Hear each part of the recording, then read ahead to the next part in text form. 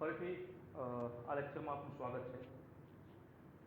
આપણું ચેપ્ટર ચાલે છે ઇલેક્ટ્રિક ચાર્જ અને ઇલેક્ટ્રિક ફિલ્ડ, વિદ્યુત ભાર અને વિદ્યુત ક્ષેત્ર. એની અંદર ખાસ કરીને જોવા જઈએ, આ બધું મેં લખ્યું છે ગુજરાતીમાં, બટ ઇંગ્લિશ મીડિયમના વિદ્યાર્થીઓને પણ એક્સપ્લેનેશનમાં વાંધો નહીં આવે. I will talk in English little bit of. તો સમ ઇમ્પોર્ટન્ટ પોઈન્ટ્સ પર ધ્યાન આપીએ, ત્યારબાદ આપણે અમુક સમ્સને એના કોન્સેપ્ટ જોઈશું. તો જ્યારે epsilon R, that means relative permittivity, સાપેક્ષ પરમિટિવિટી, એપ્સિલોન આર ને માધ્યમની સાપેક્ષ પરમિટિવિટી અથવા ડાયઇલેક્ટ્રિક અચળાંક કહે છે. આપણને બધાને ખ્યાલ છે, આપણે જોયું છે કે એપ્સિલોન આર બરાબર કે, કેપિટલ કે, દેટ ઇઝ ડાયઇલેક્ટ્રિક અચળાંક. અવાહક માધ્યમમાં મૂકેલ વિદ્યુત ભારો વચ્ચે લાગતું બળ તેટલા જ અંતરે શૂન્ય અવકાશમાં આવેલા વિદ્યુત ભારો વચ્ચે લાગતા બળ કરતાં 1/k ના ભાગ જેટલું હોય છે. એટલે કે આપણે આ જોયેલું છે કુલમ્બના નિયમમાં, તમે લેક્ચરમાં જોશો, આની અંદર ડિસ્ક્રિપ્શનમાં હું આની લિંક મૂકી દઈશ કે એફ એમ એટલે માધ્યમમાં કોઈ પણ બળ લાગતું હોય તેની value F M equals to F upon M. માધ્યમમાં કોઈ પણ બળ લાગતું હોય તો તેની વેલ્યુ એફ અપોન એમ જેટલી હોય છે, સોરી એફ અપોન કે જેટલી. એ આ સેન્ટેન્સ કહેવા માંગે છે. દેટ મીન્સ કોઈ પણ માધ્યમમાં, દેટ મીન્સ કોઈ પણ મીડિયમમાં બળ લાગતું હોય કેટલું હોય છે? 1/k પાર્ટ જેટલું હોય છે. 1/k પાર્ટ જેટલું હોય છે. એક એમસીક્યુ છે કે ફોર એક્ઝામ્પલ કોઈ બે વિદ્યુત ભાર છે એટ ધ સ્ટાર્ટિંગ, જ્યારે એમને કોઈ માધ્યમમાં મૂકવામાં નથી આવતું ત્યારે એમના વચ્ચે લાગતું બળ, એમના વચ્ચે લાગતો ફોર્સ એ આલ્ફા જેટલો છે. માનો એ કેટલો છે? આલ્ફા જેટલો છે. અને આ બંને ચાર્જને આપણે કોઈ પણ ડાયઇલેક્ટ્રિક કોન્સ્ટન્ટ કેપિટલ કે જેટલામાં મૂકી દઈએ તો આમનો ફોર્સ કેટલો લાગશે? તો જેટલો ફોર્સ છે divide by capital K. That means F M equals to alpha upon K. આ એની વેલ્યુ હશે. બરોબર? તો આ ફર્સ્ટ પોઈન્ટનો મતલબ હતો. ત્યારબાદ ડાયઇલેક્ટ્રિક કોન્સ્ટન્ટની આપણે વાત કરીએ. ડાયઇલેક્ટ્રિક કોન્સ્ટન્ટ એટલે ડાયઇલેક્ટ્રિક અચળાંક. તો શૂન્ય અવકાશમાં એ કે ની વેલ્યુ 1 બરાબર હોય છે. પછી ડાયઇલેક્ટ્રિક માધ્યમ, ઇફ આ કોઈ પણ માધ્યમમાં આપેલું છે તો એની વેલ્યુ કે ની વેલ્યુ જે છે એ 1 થી મોટી હોય છે. દેટ ઇઝ કે ઇઝ ગ્રેટર ધેન 1. અને સુવાહક પદાર્થ માટે કે ની વેલ્યુ ઇન્ફાઇનાઇટ હોય છે. બરોબર? After that most important point, દાખલા તરીકે માનો કે અત્યારે આપણે જે જોયું એ બે વિદ્યુત ભારો વચ્ચે સંપૂર્ણ એ બંને ચાર્જને આખા ડાયઇલેક્ટ્રિક કોન્સ્ટન્ટમાં મૂકી દેવામાં આવે. એટલે બંને વચ્ચે જેટલું ડિસ્ટન્સ, તો એ ટોટલી ડિસ્ટન્સ એ મીડિયમની અંદર છે, એ માધ્યમની અંદર છે. તો શું થાય? તો એમાં તો આપણા પાસે આ વેલ્યુ આવી. But now vote? હવે શું? જો કદાચ માનો કે એક ટી જાડાઈ જેટલું મૂકવામાં આવે તો કઈ રીતે? તો દાખલા તરીકે આપણા પાસે આ બે ચાર્જ છે, this is Q1, this is Q2. આ બંને વચ્ચેનું ડિસ્ટન્સ છે R અને એમના વચ્ચે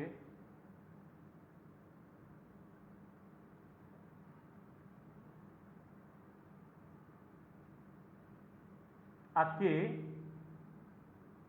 ટી થિકનેસ જેટલું, થિકનેસ એટલે જાડાઈ, આટલું મૂકવામાં આવે તો આમના વચ્ચે ફોર્સ કેટલો લાગશે? So this is R. આ બંને વચ્ચે ડિસ્ટન્સ, આ થિકનેસ અને આ ડાયઇલેક્ટ્રિક કોન્સ્ટન્ટ કે. તો એમના માટે આપ સૌએ આ ફોર્મ્યુલા યાદ રાખવાનો રહેશે. આ ફોર્મ્યુલા છે એફ ઇક્વલ્સ ટુ કે, સ્મોલ કે. આ પ્રપોર્શનાલિટી કોન્સ્ટન્ટ, સમપ્રમાણમાં જે અચળાંક આવે છે એ છે કે, જેની વેલ્યુ 1/4 એપ્સિલોન નોટ છે તે. આ એરિયા કે છે કે Q1 Q2 અપોન ઇન બ્રેકેટની અંદર R minus T plus T under root capital K whole square. Under root capital K આ છે ડાયઇલેક્ટ્રિક કોન્સ્ટન્ટની વેલ્યુ. આ વેલ્યુ અહીંયા આવશે. રાઈટ? તો આ ફોર્મ્યુલા ખાસ ધ્યાનમાં રાખશું. કુલમ્બ્સ લોની વાત કરીએ તો કુલમ્બ્સ લોમાં એફ જે વાત કરી છે, એફ વર્સિસ આર નો આપણે કુલમ્બ્સ લોમાં આલેખ વિચાર કરીએ તો આલેખ આ પ્રમાણે લાગે છે. કઈ રીતે? એઝ વી નો કે કુલમ્બ્સ લો શું કહે છે કે જે બે બિંદુઓ વિદ્યુત ભાર છે તેમના વચ્ચે લાગતું બળ તેમના ગુણાંકના સમપ્રમાણમાં અને તેના અંતરના વર્ગના વ્યસ્ત પ્રમાણમાં, તેમના વચ્ચેના અંતરના વર્ગના વ્યસ્ત પ્રમાણમાં. એટલે આ આલેખ જે છે એ F is inversely proportional to R square. એના માટેનો આલેખ જે છે આપણને આ રીતે મળશે. So these are the important points. હવે આપણે અમુક સમ્સ થ્રુ જઈએ. અને અમુક જે સમ્સ છે એમાં હું તમને એક બે ક્વેશ્ચન કહું અને આપ સૌને બીજી વસ્તુ કહી દઉં કે આજે આપને એક હોમવર્ક મળવાનું છે 2-3 સમ્સનું. તો એ જે પણ 2-3 સમ્સ છે એ આપે હોમવર્ક એપ્લાય કરી અને તેમના આન્સર્સ આપે કમેન્ટ બોક્સમાં મૂકવાના છે, બરોબર? આવતીકાલે હું આપને એ હોમવર્કના આન્સર્સ કહીશ. તો એ આન્સર્સ થ્રુ આપને ખ્યાલ પડશે કે આપણે હોમવર્ક આ કરેક્ટ કર્યું છે કે નહીં. તો આપણે સમ્સની વાત કરીએ તો એક સમ છે કે જે બે વિદ્યુતભારો આપેલા છે અને સાથે સાથે તેમનું દળ પણ આપેલું છે. સો ધેટ મીન્સ હું ડાયરેક્ટ વેલ્યુઝ લખું છું સમ્સમાં. આરની વેલ્યુ 0.6 મીટર જેટલી આપી છે. આર ઇઝ 0.6 મીટર અને બે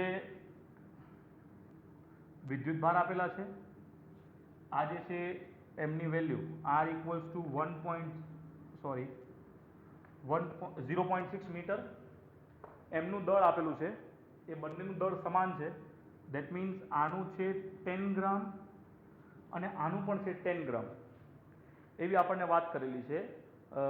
એકબીજાથી 0.6 મીટર અંતરે રહેલા બે સમાન વિદ્યુતભારો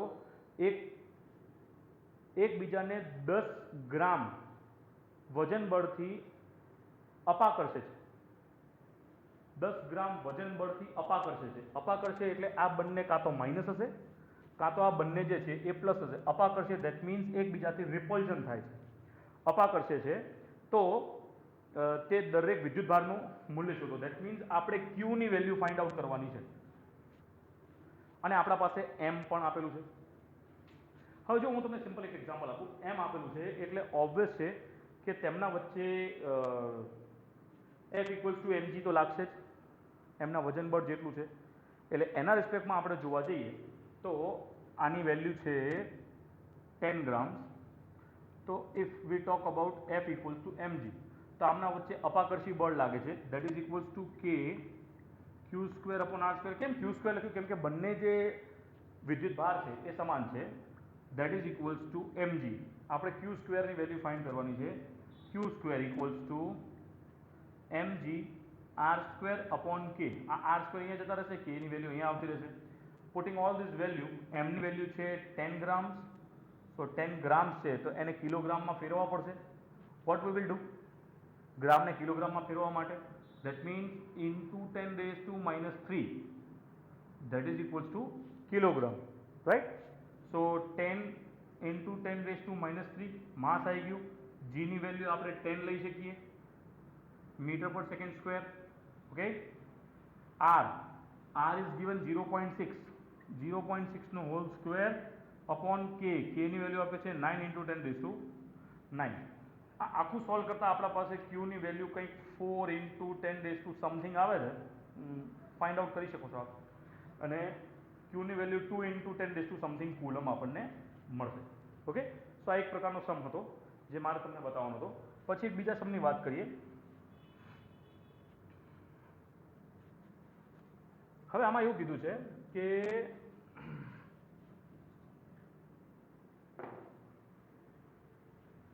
આપણી પાસે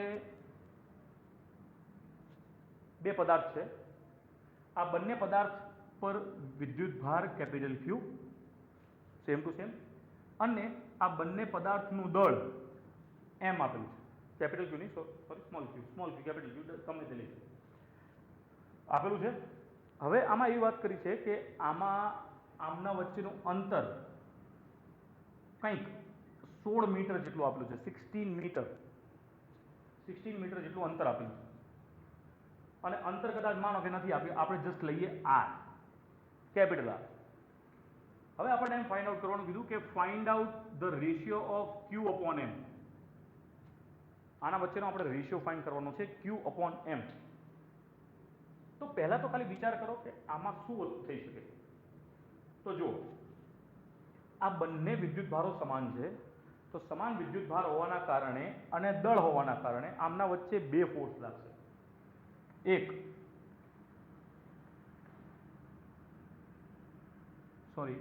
અપાકર્ષી બળ અને બીજું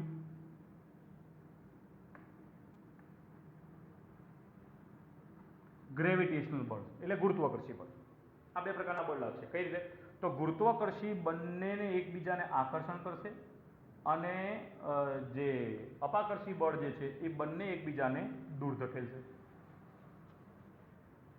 એટલે ઇન શોર્ટ એવું કહી શકાય કે આ બંને વચ્ચે જે છે આ જે છે ઈ એફ જી અને અહીંયા જે છે ઈ એફ ઈ એવું કહી શકાય. તો એ બંનેને કમ્પેર કરીએ તો બંનેને કમ્પેર કરતા આપણા પાસે એક વેલ્યુ આવે that is F G is equals to F E. ગુરુત્વાકર્ષી બળ. ગુરુત્વાકર્ષી બળ that is d m1 m2 upon r square.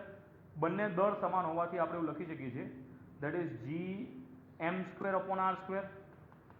હવે વાત કરીએ આની 1 upon 4 pi epsilon naught fe q square upon r square, right? r square cancel. આપણે શોધવું છે q by m. આપણે શું શોધવું છે? q by m. તો q અને m ને અહીંયા લઈ જઈએ, આ આખે આખું પદ ઉપર લઈ જઈએ, q square upon m square. હવે q આપણે લાયા, m ને આના નીચે લઈ ગયા તો આ ઉપર જશે, તો આની સાથે આવ્યું g 4 pi epsilon naught. બંને બાજુ વર્ગમૂળ લઈ લઈએ તો અહીંયા આપણા પાસે આવશે q by m under root g 4 pi epsilon naught. આ થયો આપણો આન્સર, રાઈટ? તો આ ટાઈપના પણ અટપટા सम्स પૂછાય છે ઘણી વખતે કોમ્પિટિટિવ એક્ઝામ્સમાં અથવા તો બોર્ડ લક્ષી પણ આપણે લેતા હોઈએ છીએ. પ્રશ્ન આ પ્રકારનો છે કે બંને સમાન દળ ધરાવતા, બંને સમાન વીજભાર ધરાવતા બે પ્રકારના પદાર્થમાં વચ્ચે અનુક્રમે કંઈક બળ અનુભવતા હોય તો q બાય m નું ગુણોત્તર શોધો. આ પ્રકારનો કંઈક પ્રશ્ન છે, બરોબર? તો આ એનું સોલ્યુશન હતું. આપ સ્ટોપ કરીને આનું સોલ્યુશન નોટ ડાઉન કરી શકો છો. હવે બીજા એક મોસ્ટ ઇમ્પોર્ટન્ટ ટોપિકની વાત કરીએ છીએ આપણે. હવે દાખલા તરીકે ધારો કે આપણી પાસે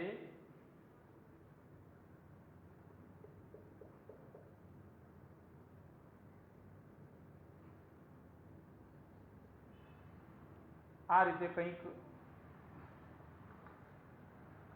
બે પદાર્થ જે છે એ એક બે દોરી વડે, અવાહક દોરી વડે અહીંયા પદાર્થ લટકાવવામાં આવે છે. પછી શું કરીએ છીએ કે આ બંનેમાં સમાન પ્રકારનો વીજભાર ઉમેરી, માનો કે 100 માઇક્રોકુલમ કે 100 કુલમ, ગમે તે XYZ આપણે વીજભાર આમાં ઉમેર્યું. હવે આની અંદર વીજભાર ઉમેરીએ તો બંનેમાં સમપ્રમાણમાં વીજભાર ઉમેરાય. વીજભાર ઉમેરાય તો એના કારણે શું થાય છે કે આ બંને વચ્ચે અપાકર્ષણ થાય. હવે જો આ બંને વચ્ચે અપાકર્ષણ થતું હોય તો આ એકબીજાથી દૂર આ રીતે જતા રહે છે, આ એકબીજાથી આ રીતે દૂર જતા રહે છે. કારણ કે બંને વચ્ચે અપાકર્ષણ થાય છે. તો આની અંદર પોસિબિલિટી શું છે? આ પ્રકારના જે પણ દાખલાઓ હોય છે એની અંદર એની પોસિબિલિટી શું, તે પોસિબિલિટીઝને ધ્યાનમાં લઈ આપણે 3-4 વસ્તુઓ જે છે એ આપણે શીખવાની છે, બરોબર? તો પહેલા તો આ બંને વચ્ચે અંતર થયું r, બરોબર? આ બંને સમાન પ્રકારના હોય, આ બંને જો સમાન પ્રકારના હોય તો તેમનું દળ પણ સમાન થાય. હવે દળ સમાન થાય એના આધારે કદાચ તમને પૂછવાનું કે અહીંયા તણાવ બળ શોધો, અથવા તો આ બંને વચ્ચે અપાકર્ષી બળ લાગે તો F આ બાજુ અથવા તો F આ બાજુ, FE ફોર્સ ફોર ઇલેક્ટ્રોસ્ટેટિક્સ, વિદ્યુતીય બળ શોધવાનું કહેતો એ શોધો. આ બંને વચ્ચે ખૂણો કેટલો છે એ શોધવાનું કહેતો એ શોધો. અંતર કેટલું છે એ શોધો. અથવા તો આની લંબાઈ L કેટલી છે તો એ શોધો. તો આ દરેક વસ્તુને ધ્યાનમાં લઈ આપણે બધી વસ્તુ આપણે શોધી કઈ રીતે શકીએ એનું આપણે એપ્લાય કરીએ, બરોબર? કઈ કઈ વસ્તુ શોધવાની વાત કરી. FE શોધવું હોય તો કઈ રીતે શોધાય, L કઈ રીતે શોધાય, R કઈ રીતે શોધાય, થીટા કઈ રીતે શોધાય અને તણાવ બળ T કઈ રીતે શોધાય. આટલી પોસિબિલિટીઝ આના ઉપરથી આપણે ધ્યાનમાં લેવાની છે એકોર્ડિંગલી. તો હવે આપણે શું કરીશું, તો ખાસ કરીને આને ધ્યાન આપી દો કે અહીંયા પેલા અમુક પ્રકારના બળો આમાં લાગે છે. આપણે આ બાજુ વાત કરીએ, આ બંને સેમ હશે. તો માનો કે આપણે આને આમ અડધું બનાવી દઈએ, અને અહીંયાથી આપણે ધ્યાન આપીએ તો પહેલાં તો અહીંયા બળ એક લાગશે mg, અહીંયા તો આ બળ લાગશે mg. આ આખે આખું થીટા છે તો અહીંયા થઈ જાય આ θ/2. જો આ θ/2 થાય તો આ પણ થાય θ/2. બરોબર. હવે એક કામ કરીએ, θ/2 ના લેતા આપણે આને 2θ લઈ લઈએ અને આને આપણે ખાલી થીટા રાખીએ. ઓકે, આપણા ઈઝી વે માટે. તો અહીંયા આપણા પાસે થીટા લાગે છે, તો આ તણાવ બળનું અહીંયા કને એક ઘટક બનશે જેને આપણે કહીએ છીએ t cos θ, અને આ ડાયરેક્શનમાં લાગશે આપણા પાસે t sin θ. t sin θ, t cos θ, Fe mg, આ ચારે પ્રકારના બળ લાગે. તો આપણને શોધવાનું કીધું છે સૌથી પહેલા F. તો જો F કીધું હોય ને આપણી પાસે જો થીટા આપેલા હોય અથવા તો 2θ આપેલા હોય તો એના આધારે આપણે પહેલું ઇક્વેશન શોધી શકીએ, Fe બરાબર t sin θ. કદાચ t ન હોય તો t પણ શોધી શકાય, t શોધીને પછી આપણે sin θ શોધી શકીએ. તો આ છે ઇક્વેશન નંબર ફર્સ્ટ. આમાં કેટલા પ્રકારના બળ લાગે છે? પહેલા તો ધેટ ઇઝ ટેન્શન એટલે તણાવ બળ,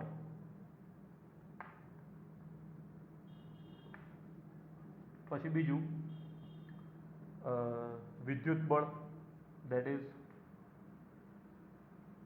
ઇલેક્ટ્રિક ફોર્સ, વિદ્યુત બળ. પછી ત્રીજું વજન, જેને આપણે કહીએ છીએ વેટ ફોર્સ. આ ત્રણ પ્રકારના બળ લાગે છે. ત્રણ પ્રકારના બળથી આપણે એપ્લાય કરીશું. Fe બરાબર t sin θ. હવે બીજું જે લાગે છે એ mg, ધેટ ઇઝ mg બરાબર t cos θ. આ થયું સેકન્ડ નંબર. આ બંનેનો જો આપણે રેશિયો લઈ લઈએ ધેટ ઇઝ 1/2, તો t sin θ upon t cos θ બરાબર Fe upon mg. t cancel, જેના કારણે આપણા પાસે વેલ્યુ આવે છે tan θ બરાબર Fe upon mg, θ બરાબર tan inverse Fe upon mg. આનાથી આપણા પાસે થીટા મળી જાય. ચલો, થીટાની વેલ્યુ તો મળે, રાઈટ. હવે આ થીટાની વેલ્યુ આપણે ઇક્વેશન ફર્સ્ટ કે 2 માં રાખીએ તો આપણા પાસે જો Fe આપેલું હોય તો t મળી જાય. Fe આપેલું હોય તો, અને ના આપેલું હોય તો આપણે અંતર શોધવાનું હોય કે ગમે તે 2-4 વસ્તુ તો આપેલી હશે, રાઈટ. એટલે એક તો આપણને આ વેલ્યુ થઈ. થીટાને તમે આમાં પુટઅપ કરો એટલે તમારા પાસે t ની વેલ્યુ આવી જાય. આપણે શોધવું છે આ L. શું શોધવું છે? L ની વેલ્યુ શોધવી છે. તો L ની વેલ્યુ કઈ રીતે શોધી શકશો? તો L ની વેલ્યુ શોધવી હોય તો આ બંને વચ્ચે અંતર છે r. આ બંને વચ્ચે અંતર છે r, બરોબર. હવે એકોર્ડિંગલી આપણે આ શોધવાનું રહ્યું. તો ધીસ ઇઝ ટ્રાયંગલ. આ ટ્રાયંગલ છે. તો ટ્રાયંગલમાં આપણા પાસે જો થીટાની વેલ્યુ મળી હોય તો sin θ ઇઝ ઇક્વલ્સ ટુ આ r/2 થાય, આ L થાય, ઓપોઝિટ અપોન હાઇપોટેનિયસ, સામેની બાજુ ભાગ્યા પાસેની બાજુ. તો આ કેટલું થયું? r/2. r/2 L. તો અહીંયા L ફાઇન્ડ કરવું હોય તો r/2 sin θ. તો L પણ મળી જાય. અને r ફાઇન્ડ કરવું હોય તો r બરાબર 2 sin θ ઇન્ટુ L. તો આપણા પાસે r પણ મળી જાય અને આ બધી વેલ્યુ મળી જાય. તો f તો મળી જ જવાનું છે, because f equals to k q square upon r square. r સ્ક્વેરની વેલ્યુ ના હોય તો એકોર્ડિંગલી એવું આપણે શોધી શકીએ that k q square upon 2l sin θ નો હોલ સ્ક્વેર, એવું શોધી શકીએ આપણે, રાઈટ. એટલે એકોર્ડિંગલી આ બધી વસ્તુ આપણે એપ્લાય કરી શકીએ છીએ આપણે વસ્તુ આ શોધવા માટે, રાઈટ. તો આ વસ્તુ આપણે એપ્લાય કરીશું. બીજું ખાસ એક વસ્તુ ધ્યાન રાખજો કે ફોર એક્ઝામ્પલ કદાચ આ જો આપણા પાસે 60 અંશનો ખૂણો હોય, એક્ઝામ્પલ કે 60 ડિગ્રી હોય, આ જે ખૂણો છે એ 60 ડિગ્રી હોય તો આ અને આ ત્રણે સેમ હશે. That means L equals to R. જો 60 ડિગ્રી એંગલ હોય at that time L equals to R. એટલે આ વસ્તુ ખાસ આપ ધ્યાનમાં આપજો, L ઇક્વલ્સ ટુ R. તો આ બધા એક પોસિબિલિટીઝ હતી કે આ તમે કઈ રીતે આ વસ્તુ ફાઇન્ડ કરી શકો એમ છો. ત્યારબાદ આપણે વાત કરીએ તો એક બે દાખલાની આપણે વાત કરીએ કે જે હું તમને હોમવર્કમાં આપીશ. બરોબર? તો આ કોન્સેપ્ટ તમે લખી શકો છો અને હોમવર્કના જે પણ દાખલા હું તમને હમણાં લખવા આપી રહ્યો છું તે બધા દાખલા જે પણ તમને આપી રહ્યો છું એ તમારે એ દાખલાની કોપી દેટ મીન્સ સ્ક્રીનશોટ કે પાડી એ દાખલા સોલ્વ કરી ને આપણે કમેન્ટ બોક્સમાં લખવાના રહેશે. Thank you. અસ્તુ. મિત્રો, આ આપણું હોમવર્ક છે અને આ હોમવર્કને તમારે સોલ્વ કરી ને કમેન્ટ બોક્સમાં આન્સર આપવાના છે. નેક્સ્ટ લેક્ચરમાં આના આન્સર્સ હું તમને મોકલાવીશ. આભાર.